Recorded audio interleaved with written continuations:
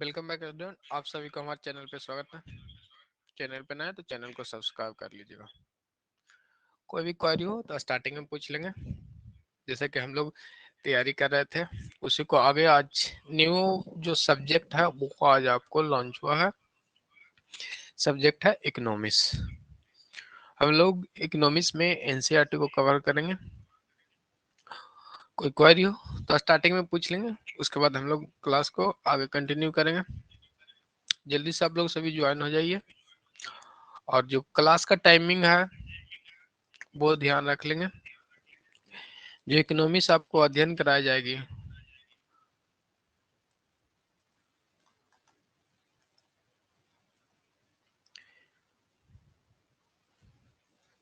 Economics का जो अध्ययन होगा वह संडे सैटरडे को होगा, 2 दिन।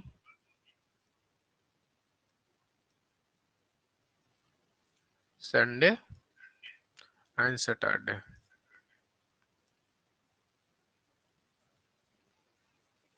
तो ये ध्यान रखिएगा और 3 दिन आपको अकाउंट की क्लास चल रही है। कोई भी क्वेरी हो तो आप लोग पूछेंगे।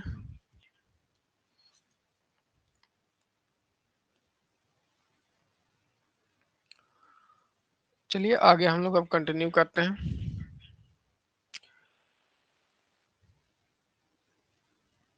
सबसे पहले हम लोग अर्थशास्त्र के बारे में देखेंगे कि अर्थशास्त्र क्या है। इंग्लिश में इसे क्या कहते हैं, हम लोग इकोनॉमिक्स कहेंगे। और इकोनॉमी जो होता है वह अर्थव्यवस्था होता है, ये ध्यान रखिएगा।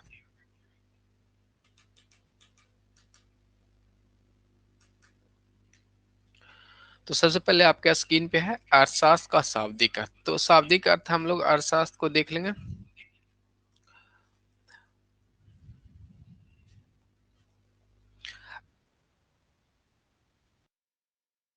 धन का शास्त्र, अर्थशास्त्र का जो शाब्दिक अर्थ है वह धन का शास्त्र है। धन का शास्त्र का मतलब है कि इसके अंतर्गत हम लोग जितने भी अध्ययन करेंगे एक्टिविटी को, वो धन से संबंधित हो गया। धन के इर्द गिर्द ही घूमती रही एक्टिविटी को हम लोग करते हैं। अर्थशास्त्र के अंतर्गत धन यानी मनी एवं इससे संबंधित सभी पक्षों का समग्र अध्ययन एवं विश्लेषण किया जाता है, ये ध्यान रखेगा। अर्थशास्त्र क्या है? अर्थशास्त्र में हम लोग जो अध्ययन करेंगे वो धन का शास्त्र है। इसके अंतर्गत जो अध्ययन करेंगे वो मनी से संबंधित होगा, यानी धन से संबंधित होगा। किस तरह से अर्जित करना है और अर्जित करने कौन कौन सी एक्टिविटी क्रियाएं होंगी, इनसे संबंधित चीजों को हम लोग अध्ययन करते हैं अर्थशास्त्र के अंतर्गत। समझ गए होंगे इस पॉइंट में, कोई दिक्कत नहीं होगा कि अर्थशास्त्र का शाब्दिक अर्थ जो है वह धन का शास्त्र है और धन से संबंधित चीजों को हम लोग अध्ययन करते हैं इसमें। नेक्स्ट हम लोग देखेंगे कि अर्थशास्त्र की उत्पत्ति क्या है। अर्थव्यवस्था का उत्पत्ति, सॉरी यहाँ पे लिखा हुआ अर्थव्यवस्था का उत्पत्ति को देखेंगे। अर्थव्यवस्था जो है वह ग्रीक भाषा का शब्द जो है इकोनोमिया से लिया गया। अर्थव्यवस्था जो शब्द है वह ग्रीक भाषा, कभी कभी आपको ऑब्जेक्टिव में पूछ लिया जाता है कि कौन सी भाषा से, ग्रीक से है, पारसी से है, फारसी से है, इस तरह से भी आते हैं, तो ये भी ध्यान रखिएगा। इकोनोमिया जो शब्द है वह ग्रीक भाषा से लिया गया था, जिसका अर्थ होता है घरेलू प्रबंध। क्या है? घरेलू प्रबंध। और अर्थव्यवस्था दो शब्दों के मेल से बने हैं, आइकोस प्लस नोमस। क्या है? आइको प्लस नोमस, ये दो शब्दों से मिलकर बने हैं इकोनोमिया। तो यहाँ पे समझ गए कि अर्थव्यवस्था जो शब्द है वह ग्रीक भाषा के इकोनोमिया से लिया गया था।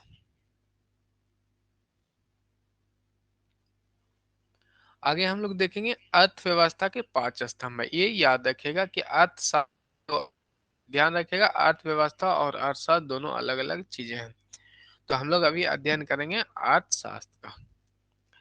अर्थशास्त्र के 5 स्तंभ हैं, ये याद रखिएगा। ऑब्जेक्टिव में पूछा जा सकता है कितने स्तंभ है, 5 स्तंभ है। पहला उत्पाद, सेकंड उपभोग, और थर्ड वितरण, और फोर्थ विनिमय, 5 आपका है लोकवित्त। उत्पादन, उपभोग, वितरण, विनिमय एंड लोकवित्त, ये 5 स्तंभ आपको अर्थशास्त्र के हैं। क्या है? अर्थव्यवस्था के कितने स्तंभ है? 5 स्तंभ है, यही याद रखेंगे। उत्पादन, उपभोग, वितरण, विनिमय और लोक व्यवस्था। आपको प्रोडक्शन और उपभोग कंजम्पशन कंजम्पशन, और थर्ड है वितरण यानी डिस्ट्रीब्यूशन, विनिमय एक्सचेंज, और लोक वित्त। ये 5 स्तंभ है अर्थव्यवस्था के, ये ध्यान रखिएगा। स्तंभ यानी आधार है। नेक्स्ट हम लोग देखेंगे आधुनिक अर्थशास्त्र के बारे में जानेंगे। अभी तक हम लोग ने अर्थशास्त्र देखा कि जो बेसिक चीजें थी अर्थशास्त्र की वो देखे थे। अर्थशास्त्र किसे कहते हैं, अर्थशास्त्र में क्या क्या अध्ययन करते हैं, और इनके कितने स्तंभ है वो हम लोगों ने देख लिया। अब हम लोग कुछ बात कर लेते हैं थोड़ा सा आधुनिक अर्थशास्त्र में। आधुनिक अर्थशास्त्र, क्योंकि जैसे कि प्राचीन में था कि धन के इर्द गिर्द ही अध्ययन करते थे, लेकिन आधुनिक अर्थशास्त्र में क्या एक्टिविटी क्रियाएं हो रही है अर्थशास्त्र के अंतर्गत, वो भी हम लोग देखेंगे। आधुनिक अर्थशास्त्र में उपर्युक्त परंपरागत क्षेत्रों के अध्ययन के साथ साथ अनेक नई संकल्पनाओं का भी अध्ययन किया जाता है। आपको बताया जा रहा है कि आधुनिक जो अर्थशास्त्र है,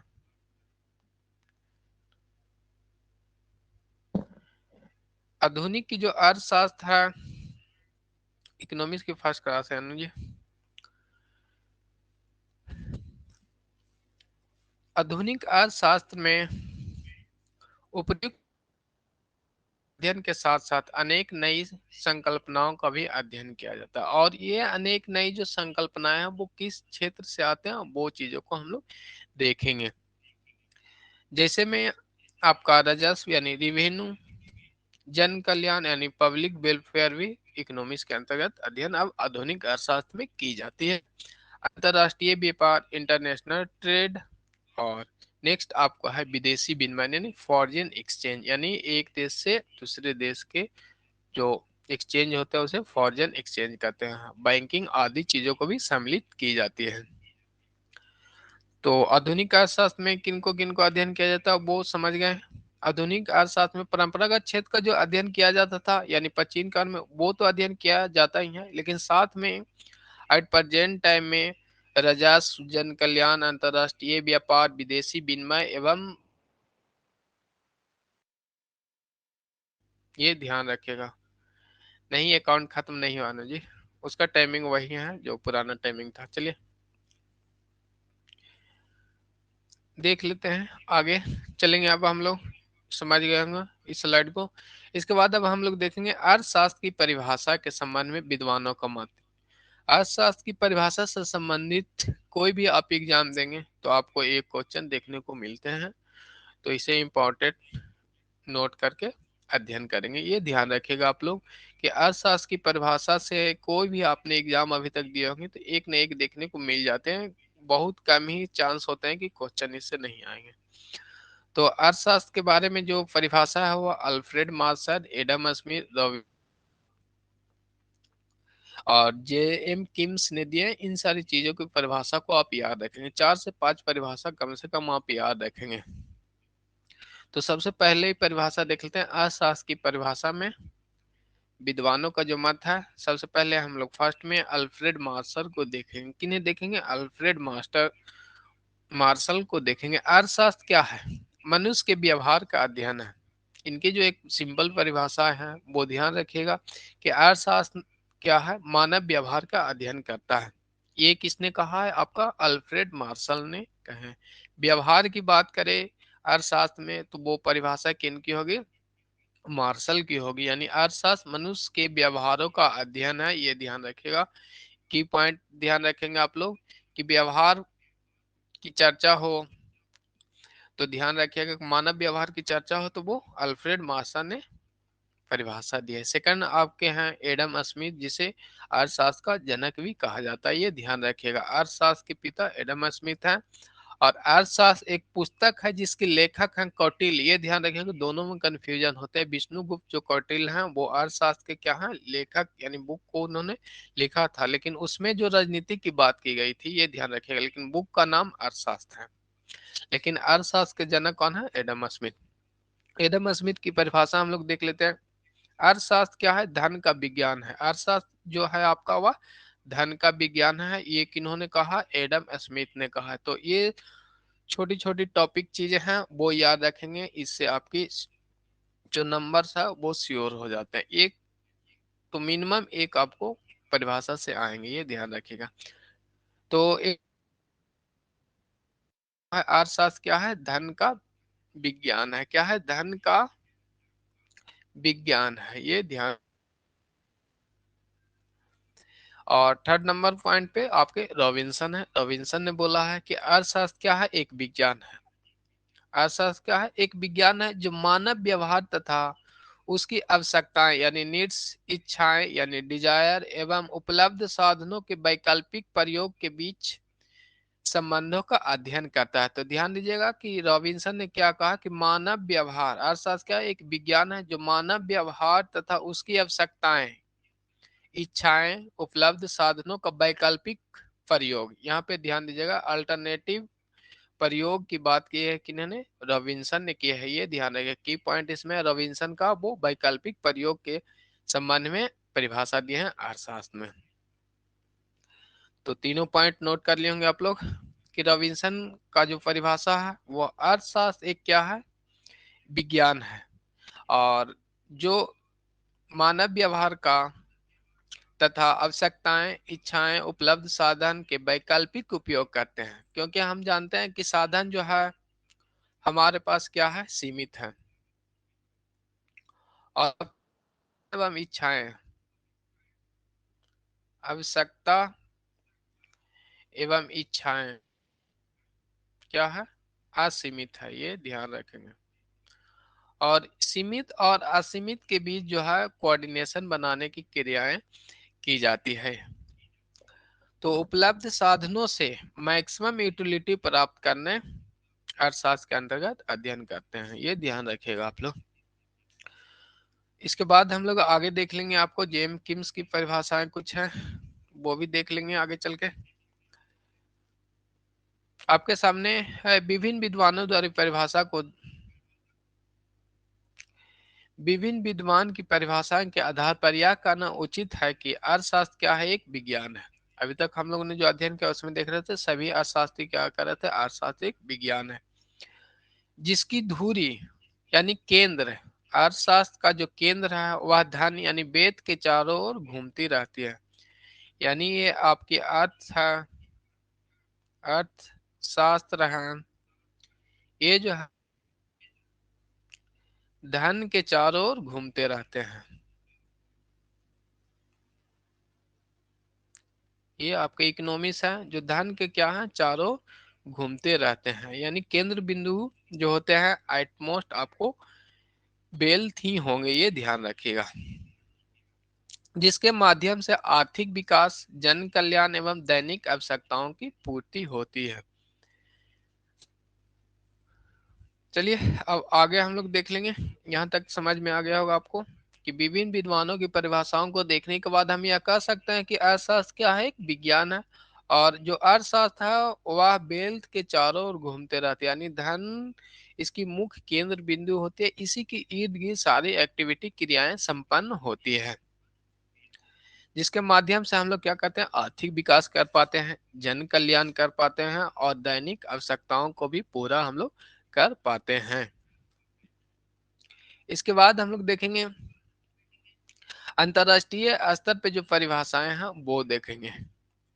इंटरनेशनल लेवल पे आपकी जो परिभाषाएं दी गए हैं उसे भी हम लोग देख लेते हैं। फर्स्ट पॉइंट में आपका अर्थशास्त्र उस अवधारणा का अध्ययन है। अर्थशास्त्र क्या है? उस अवधारणा का अध्ययन है जो बताता है कि समाज किस तरह से दुर्लभ साधनों की सहायता से मूल्यवान उत्पादन करता है।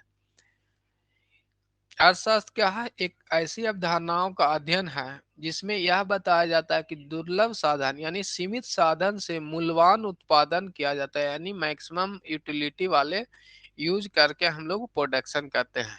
यानी जो साधन है उससे हम लोग मैक्सिमम यूटिलिटी का उत्पादन करते हैं, जिससे हम लोग क्या करते हैं? मैक्सिमम उपयोगिता प्राप्त कर सकते हैं।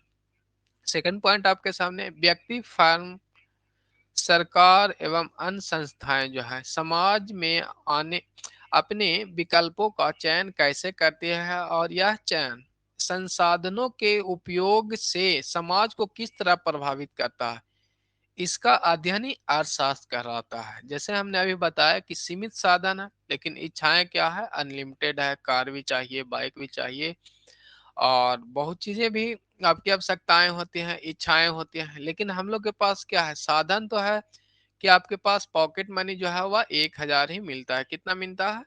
1,000 ही मिलता है। लेकिन अभी ठंडा का मौसम है तो कोट भी चाहिए, शूज भी चाहिए, और नए नए भी अभी क्लॉथ भी चाहिए, फुल आर्म का जो क्लॉथ है वो भी चाहिए। किंतु आपको कोट लेंगे तो ये चीजें नहीं ले पाएंगे। या तो आप शूज लीजिए, या तो क्लॉथ लीजिए। ये क्या है, वैकल्पिक ऑप्शन आपके पास है कि इसमें सामंजस्य स्थापित करके एक उपर्युक्त जो आपके लिए पर्याप्त होगा, तो आप जाएंगे कि हम कोट लेके काम चला लें, क्योंकि ठंडा के टाइम में शूज लेते हैं तो पूरा बदन आपका ठंडा लगेगा। तो इस तरह से है कि मनी का मैक्सिमम यूटिलिटी किया जाता है, या जो साधन है उसका मैक्सिमम यूटिलिटी कहाँ पे करते हैं। चलिए, नोट कर लिए होंगे आप लोग। इसके बाद आगे हम लोग बढ़ेंगे। नेक्स्ट आपके सामने एडम स्मिथ के बारे में हम लोग देख लेते हैं। एडम स्मिथ की जो 1723 से लेकर 1790 तक इन्होंने अपने जीवन काल बिताया था, ये ध्यान रखिएगा। ईस्वी याद रखें, 1723 से 1790 ईस्वी तक। एडम स्मिथ अर्थशास्त्र का क्या है, जनक है, फादर ऑफ इकोनॉमिक्स कहा जाता है एडम स्मिथ को। ये ध्यान रखेंगे आप लोग कि father of economics Adam Smith है। और ये आसान क्वेश्चन हैं, मैक्सिमम एग्जाम में देखने को भी मिल जाते हैं, कंफ्यूज नहीं होना है। अर्थशास्त्र के जनक यानी फादर ऑफ इकोनॉमिक्स, और एक अर्थशास्त्र आपका क्या है, अर्थशास्त्र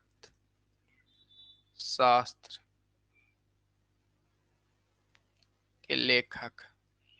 अर्थशास्त्र के लेखक जो चार वो है, ये ध्यान रखिएगा, दोनों में यही डिफरेंस। अर्थशास्त्र एक क्या है, ये आप बुक है, इसमें जो है वह राजनीति शास्त्र का वर्णन किया गया है। जबकि अर्थशास्त्र का जनक पूछा जाए या अर्थशास्त्र के पिता पूछा जाए तो एडम स्मिथ मारेंगे आप लोग। ये दोनों कंफ्यूजन टाइप का रहता है, ये ध्यान रखेंगे आप लोग। अर्थशास्त्र के पिता किसे कहा जाता है, एडम स्मिथ को कहा जाता है। इनकी पुस्तक के नाम आप लोग याद रखेंगे, an inquiry into the natures, क्या है, an inquiry into the nature and causes of wealth of nation. Adam Smith की बुक का नाम जो है an inquiry into nature and causes of wealth of nation, इनकी बुक का नाम है एडम स्मिथ का, जो वो 1776 ईस्वी में प्रकाशित हुआ था। और इस बुक के प्रकाशित होने के बाद ही शास्त्रीय अर्थशास्त्र यानी क्लासिकल इकोनॉमिक्स का प्रारंभ माना जाता है। तो ये नोट करेंगे आप लोग कि शास्त्रीय अर्थशास्त्र यानी क्लासिकल इकोनॉमिक कब से प्रारंभ होती है, 1776 के बाद, यानी एडम स्मिथ की जो book I an inquiry into the natures and causes of wealth of nations, इसके बाद जो अर्थशास्त्र का अवधि है उसे शास्त्रीय अर्थशास्त्र का प्रारंभ माना जाता है, ये ध्यान रखेंगे। तो ये इम्पोर्टेंट टॉपिक है अभी आपका कि एडम स्मिथ 1723 से 1790 ईस्वी तक रहे, और इनकी जो बुक है वो an inquiry into the nature of causes of the wealth of nations, इसके बाद 1776 में प्रकाशित है। इसके बाद जो है वह क्या है, शास्त्रीय अर्थशास्त्र का प्रारंभ माना जाता है, यानी क्लासिकल इकोनॉमी का शुरुआत माना जाता है। इसके बाद आगे अब हम लोग चलेंगे।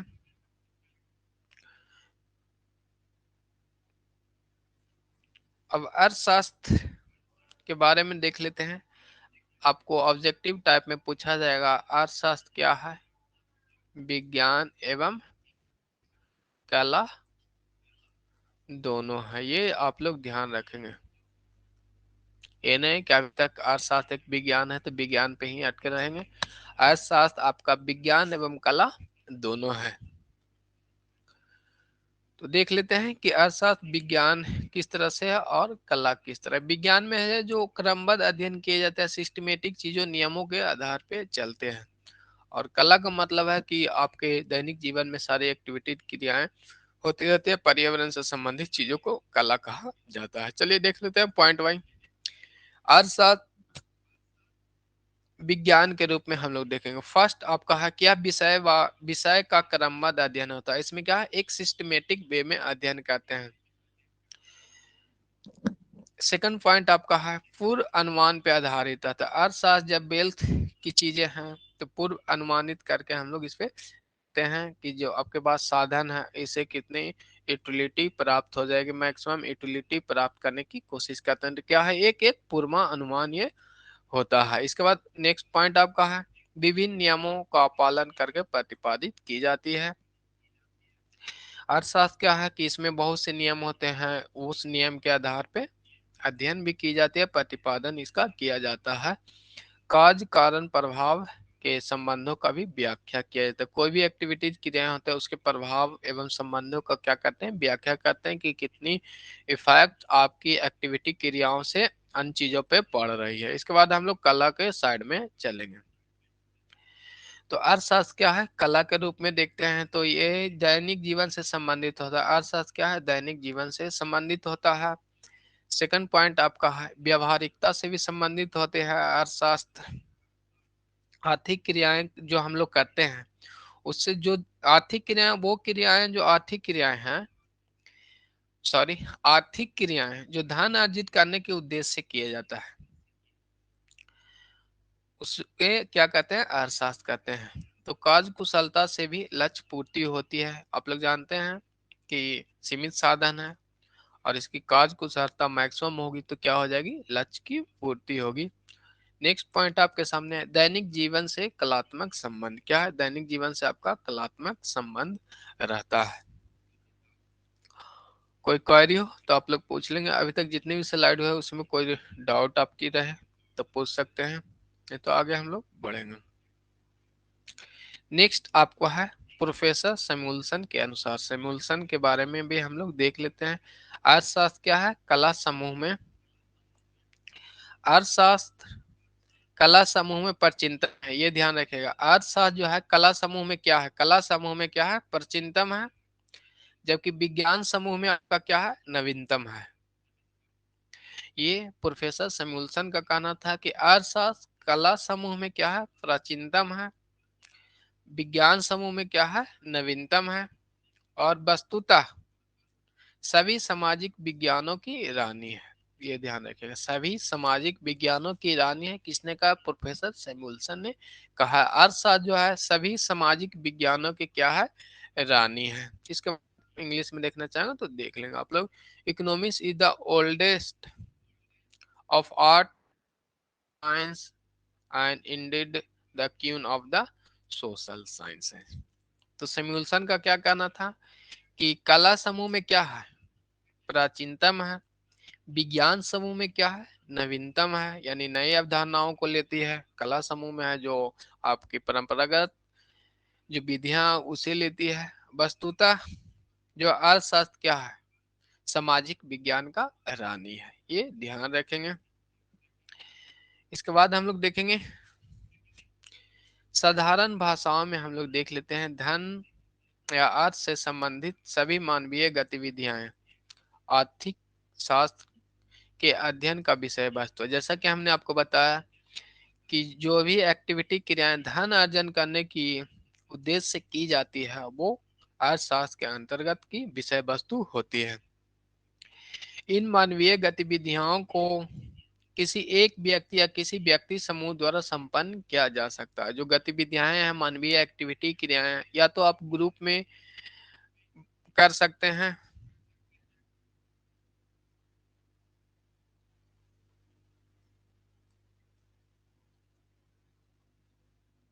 चलिए छोड़,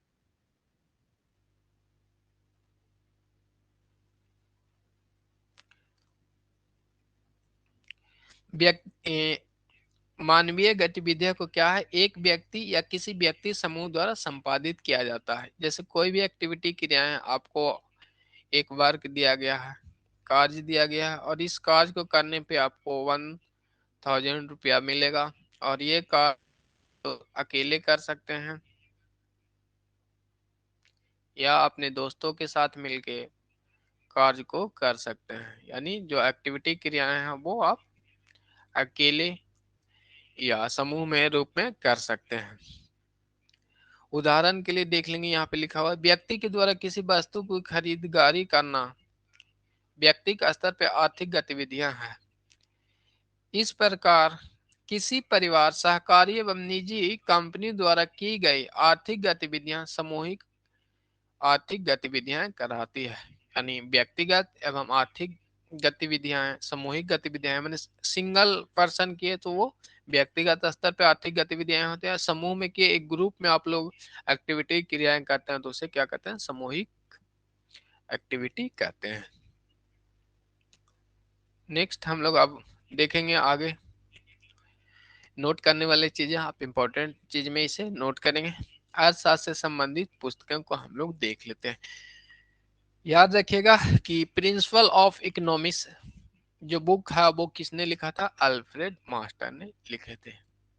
अल्फ्रेड मार्शल ने प्रिंसिपल ऑफ इकोनॉमिक्स, ध्यान दीजिएगा, प्रिंसिपल ऑफ इकोनॉमिक्स, यह बुक का प्रकाशन 1890 ईस्वी में किया गया था अल्फ्रेड मार्शल के द्वारा। से कहेंगे nature and significance of economic science 1932 में ये पुस्तक प्रकाशित था। प्रकाशित करने वाले यानी लेखक का जो नाम है वह है रॉबिन्सन है। क्या है, रॉबिन्सन ने इसे प्रकाशित किए थे। थर्ड पॉइंट पे आपको the theory of income interest, इस पुस्तक का जो लेखक है वो जे.एम. किन्स ने किए थे। ये जो प्रकाशित हुआ था 1936 ईस्वी में, आपको क्या किया गया था, इसे प्रकाशन किया गया था, ये आप लोग ध्यान रखेंगे। तो अर्थशास्त्र से संबंधित जो बुक है उसके नाम याद रखेंगे, जो परिभाषा दिए गए हैं उसे भी याद रखेंगे, तो आपका 1 से 2 नंबर श्योर हो जाएगा। आज की जो क्लासेज हैं उसमें हर एग्जाम में जनरली इससे क्वेश्चन देखने को मिलते हैं, तो अपना तो स्टेट का जो एग्जाम है उसमें तो श्योरली ही आपको आएंगे ही आएंगे, ये ध्यान रखेंगे। कोई क्वेरी हो तो पूछेंगे। आज हम लोग क्लास यहीं पे रखेंगे।